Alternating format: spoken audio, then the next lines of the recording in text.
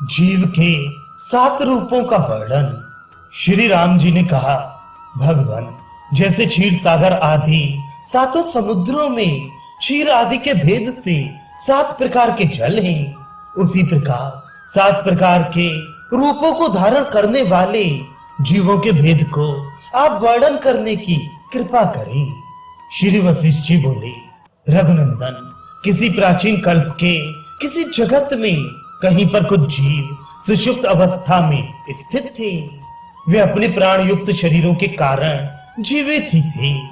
उनमें जो लोग स्वप्न देख रहे थे, उनके स्वप्न सदृश ही इस जगत को समझना चाहिए, और उन्हीं जीवों को स्वप्न जागर कहते हैं।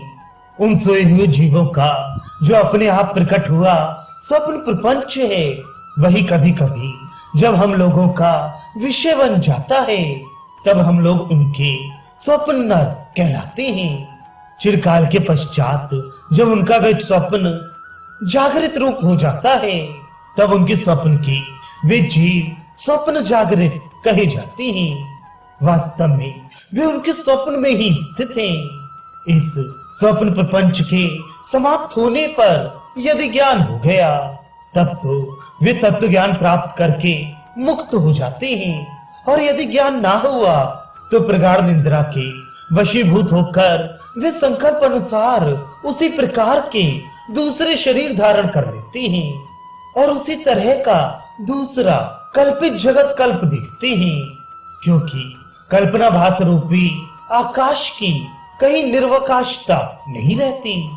चिरकाल के अभ्यास से जिन जीवों का जागर अभिमान घनीभूत संकल्प में है, तथा जिनके मन की चेष्टाएं भी संकल्प में ही हैं, वे जीव संकल्प जागर कहलाते हैं। वे संकल्प का उपशमन हो जाने पर पुनः पूर्ववत अथवा उससे भी विलक्षण व्यवहार करने लगते हैं। अतः उनके शरीर में हम लोग संकल्प पुरुष रूप से स्थित माने जाते हैं, जो विशाल आत्मा वाले प्रधान पुरुष ब्रह्मा के रूप से अवतीर्ण हुए हैं, और पहले के उत्पत्ति विकास रूप स्वप्न से रहित हैं। वे केवल जागर कहे गए हैं। पुनः वे ही जीव जब प्रौढ़ होकर जन्मांतरों में जन्म धारण करने जाते हैं, और जागृत स्वप्न सुषुप्ति में विचरते रहते हैं, तब चिर जागर कहलाते हैं।